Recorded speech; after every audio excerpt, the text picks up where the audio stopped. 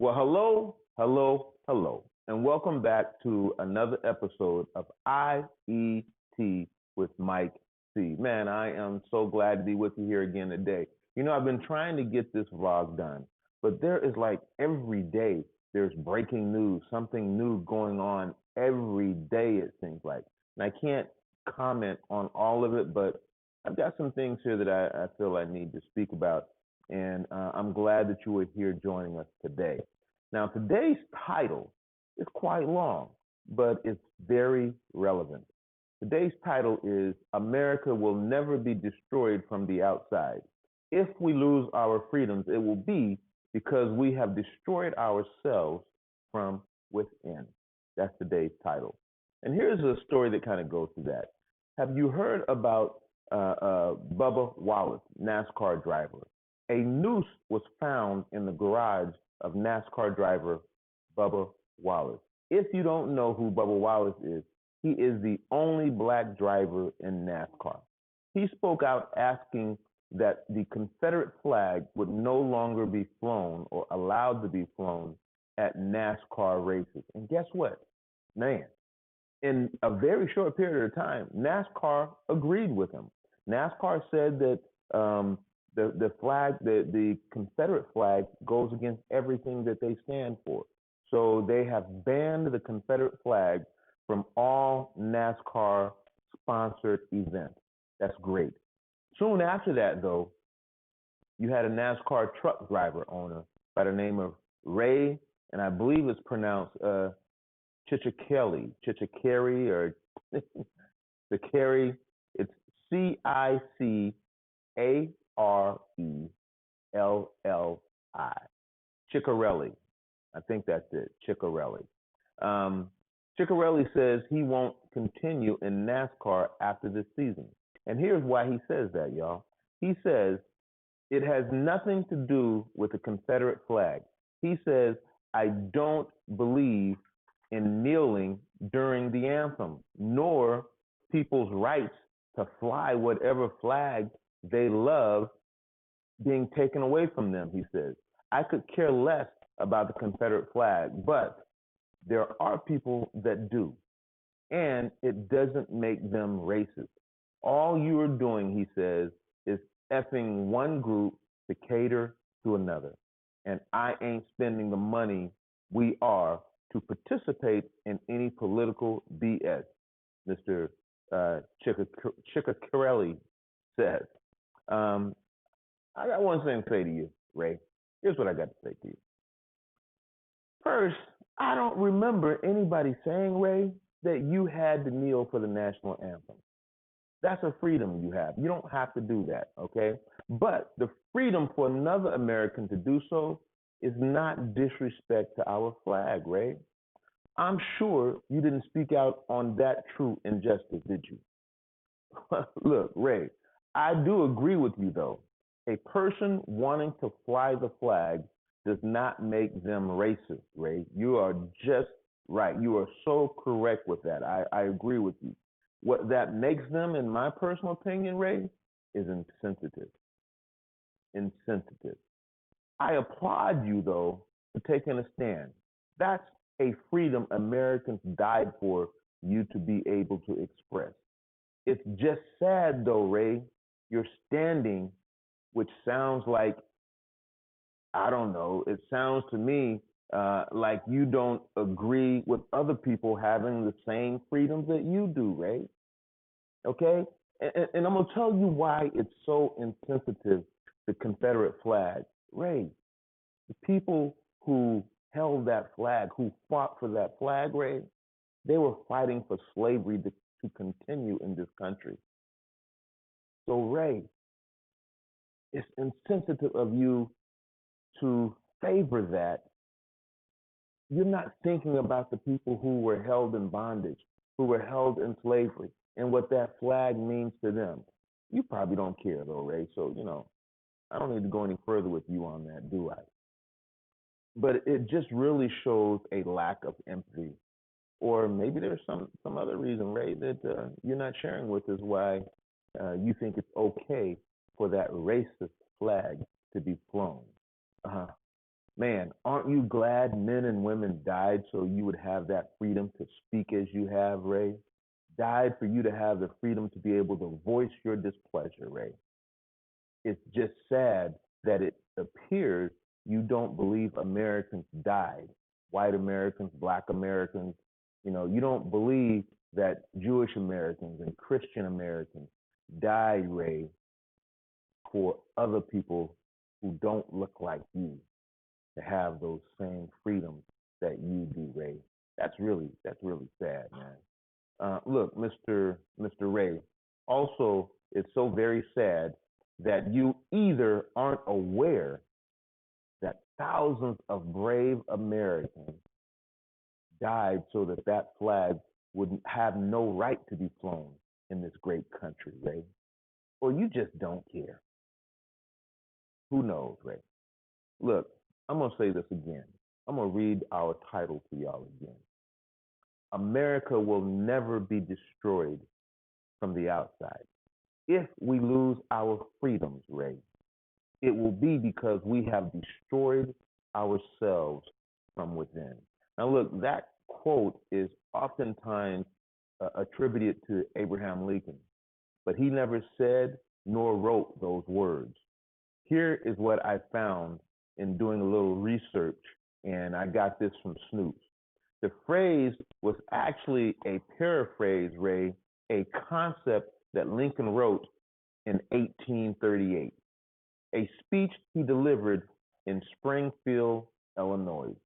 This phrase was used not long ago also to insinuate that four Democratic American women, and I emphasize American, this quote was used to insinuate that four American women, politicians, whose origins were from another country, were trying to destroy this country from within.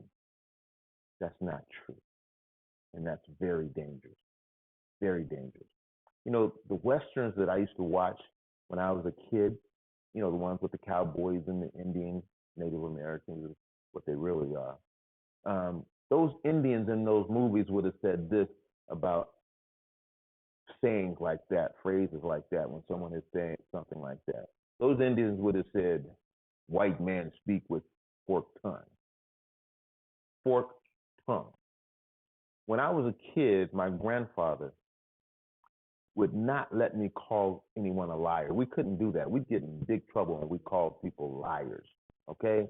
He would say, you have to say that that person or persons is telling a story. So that's what I'll say about that thing. That person or persons was telling a story. But by the time I became an adult, my grandfather would have said, that was just a flat out, bald-faced lie. Now look, just like lumping all protesters with rioters and looters, just like saying Mexicans coming across the border are nothing but rapists, criminals, and gang members. They are invading our country, is what was said. Soon after that statement, though, very soon after that statement was made, a young man drove from the Dallas area here in Texas. And I think where he was living at is probably no more than 20 minutes from where I live at. But a young man drove from the Dallas area to El Paso, Texas, to a Walmart there. And not long after that statement, that young man killed, I think at least 20 people. But guess what? In Florida, the same person who made that statement also said something else. He said, how do we stop Mexicans from coming across the border? Someone in the crowd yelled out, shoot them. The person who asked that question laughed at the shoot them response. This same person calls black athletes here in America SOBs. A black man kneeling to protest injustice, protesting the killing of innocent black people by police, and he's said to be disrespecting our flag. That's a lie. That's not true at all. At another rally recently, just a few days ago, because the attendance was not what was expected by organizers, it wasn't what they wanted, they blamed Black Lives Matter protesters and the media. Another bald-faced lie, and also dangerous, dangerous. To have the leader of the free world insinuate that testing for COVID-19 is not a good thing is dangerous. To have the leader of the free world, the leader of the United States of America, call statues of traitors to this American country, proponents of slavery, to have the president of the great United States, our president, call these traitors heroes, to have our president opposed to the renaming of military bases that are named after traitors. Again, calling these traitors heroes, that's dangerous, y'all. That's dangerous. Creating division in America is what that does. Between Americans, you can't do that. It's just not right.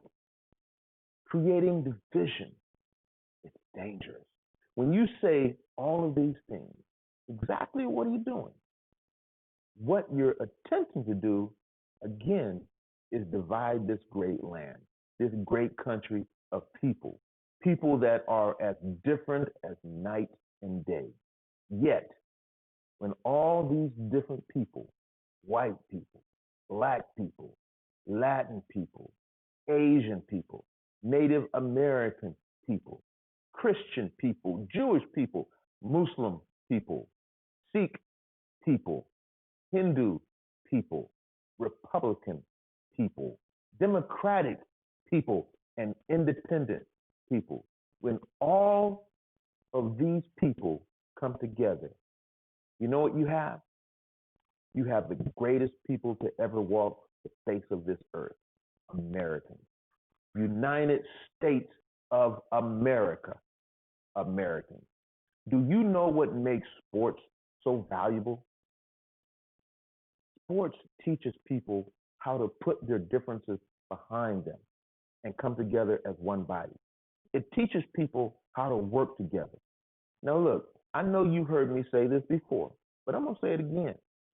I was raised in the greatest community to ever exist in these United States of America, North Highlands, California, the North Highlands of the late 60s all the way up to the mid 80s, a community that was never more than 10 to 15% Black, never more than 10 to 15% Latino during this time span, never more than 5% Asian or Native American during this time span, the late 60s to mid 80s. A community that had a race riot at the high school during this time span. A community like any other in this country where its inhabitants learned by living amongst one another, going to school together, going to church together, working together, playing sports together, learned the lies they had heard about each other were just that. They were lies. Learned they had a lot more in common than they had different. Learned if they had it just a short period of time together, really, and they were fair about it, what they would learn, what they did learn in my community, is that they really liked each other and got along, and that they could prosper together. Together they could win. They could win championships in football, in track. Look, we're talking about a community where the track team, and somebody can correct me on this if I'm wrong, but nobody's been able to correct me and say I'm wrong on this yet. That community had a track team that went something like 17 consecutive years. 17 consecutive years without losing a dual track meet. And why was that? Because it was a diverse track team. That track team had people of different races on it. It had white folks, it had black folks, it had Mexicans, Latinos, whatever you want to say. It had Asians. And because of that, it had great sprinters, it had great distance people, it had great field events people. It was a very diverse group of people that got along, that got along. That's what that community matured. Look, that community matured something else too. It matured a little black boy and a little white boy who became not only just friends, but best of friends, both being from the South, both being raised by parents from the segregated South. Not just the South, but two of the worst states in the South at that time for mixing of races, Mississippi and Alabama, the Alabama of Governor George Wallace. Look, neither parents being raised around people of different colors when they were coming up. Neither one. So you know they had to hear all of the lies and misconceptions about other races. That's what these parents had to grow up with, and that's what they had to deal with. So you would think that they would pass that on to their children. But here's what happens. You know, there is a mindset that you learn from reading the Bible, and it's real simple. And that is what goes in is what comes out. So if what's going in is lies and misconception, you think, well, that's what's going to come out all the time, right? Not the case. Not with these two little boys, this black boy and this white boy in North Highlands, California. That wasn't necessarily the case. Neither parents being raised around folks of the opposite color, you would think that that would taint them. Yet America, the land of the free, supposedly. America, the land of immigrants, fact. Because of the true heart of America, these two boys, their parents learned by seeing them together, seeing their dedication to each other, their true friendship, seeing these two boys, one white and one black, two boys who didn't think, never thought about color while they were hanging out together, while they were friends. They never thought, oh, he's black or he's white. They never thought about that. Because the parents were able to see this in these boys, the parents changed. Well, at least their fathers did. You see, both of their mothers, even though they were raised in the embittered South, they weren't embittered. Their mothers were never embittered. The mothers was what you would expect a mother to be. Always encouraging, always loving. That's what both of those mothers were. Their fathers, though, good men, hardworking men, family men, God-fearing men, they changed. They changed for the better. Their fathers showed what America truly is, and that is an imperfect country made up of imperfect people. You see, most of America is made up of people who are just like these two boys' fathers, good-hearted, fair-minded individuals. That's the real America. That's what North Highlands of the late 60s to the mid-80s was made up of. Good people. Good people persevere, y'all. You can fool good people some of the time, but good people eventually see through to the truth. And division is not successful with good people. Good people, American people, come together for good.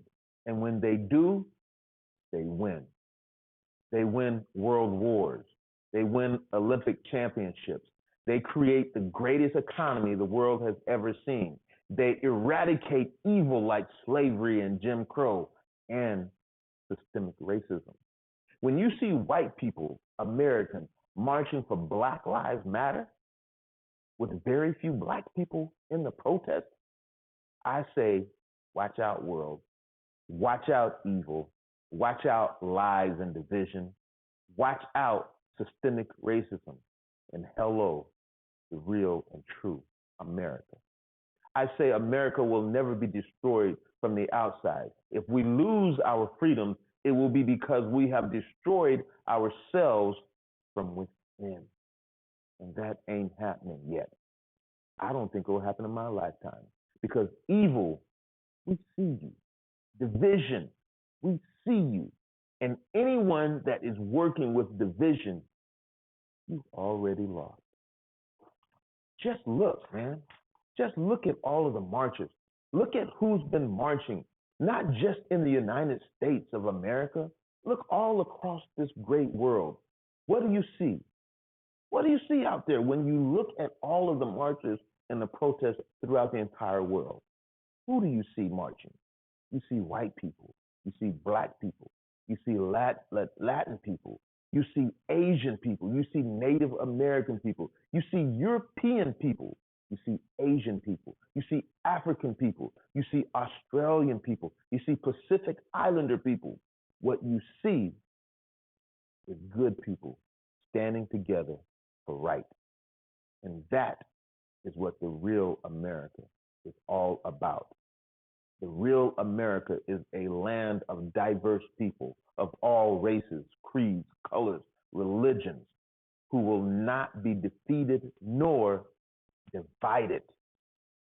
What kind of American are you? Reach out. Have an earnest conversation with someone that doesn't look like you. Try it. Look, one of my classmates did it. Now, it's not new for him. That was the beauty about North Highlands. You had people of all races, creeds, religions, colors coming together all the time, working together. That's why we had some of the best football teams California ever seen during that time period. You hear me? What do they say down south? You heard me? We had some of the best football teams, and I think the best high school football team in the nation at the time, because you had a group of diverse people coming together.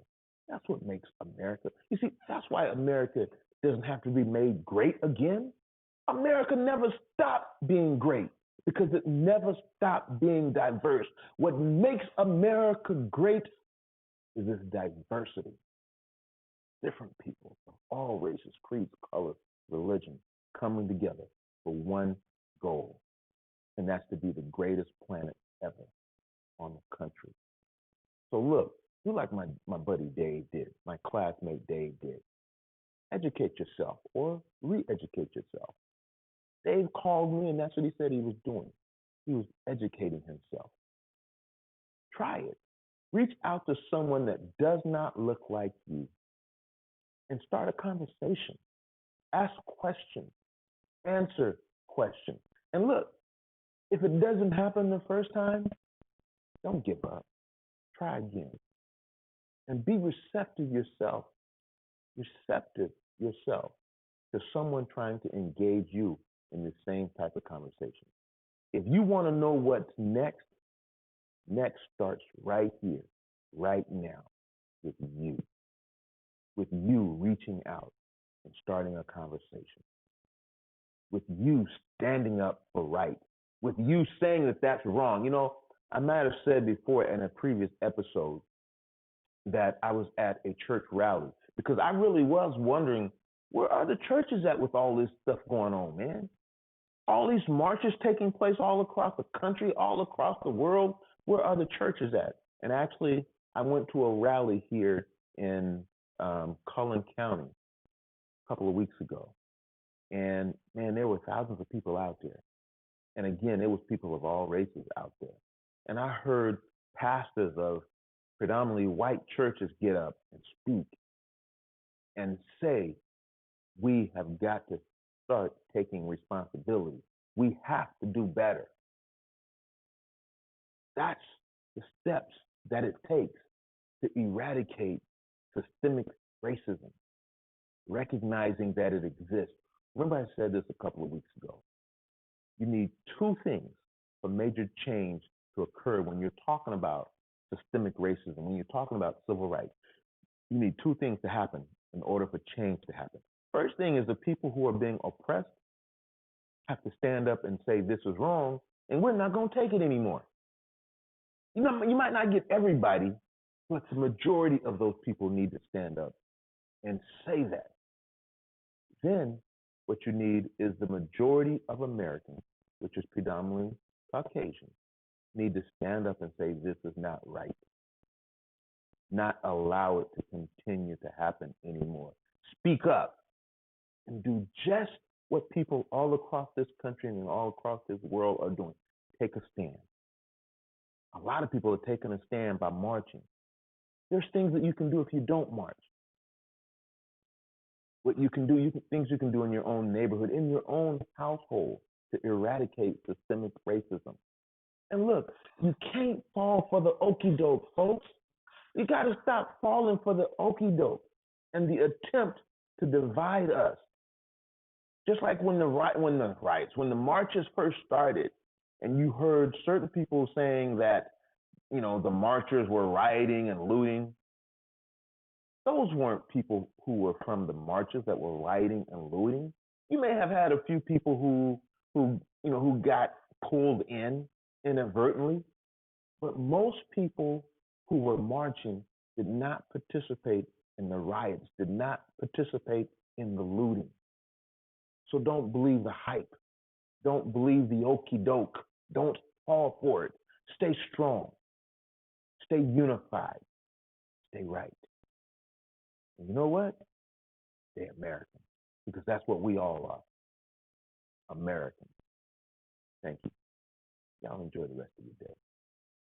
And in the meantime, don't forget, comment, like, subscribe. Comment, like, subscribe. One more time. Comment, like, subscribe. Y'all have a great day. Stay American. We out.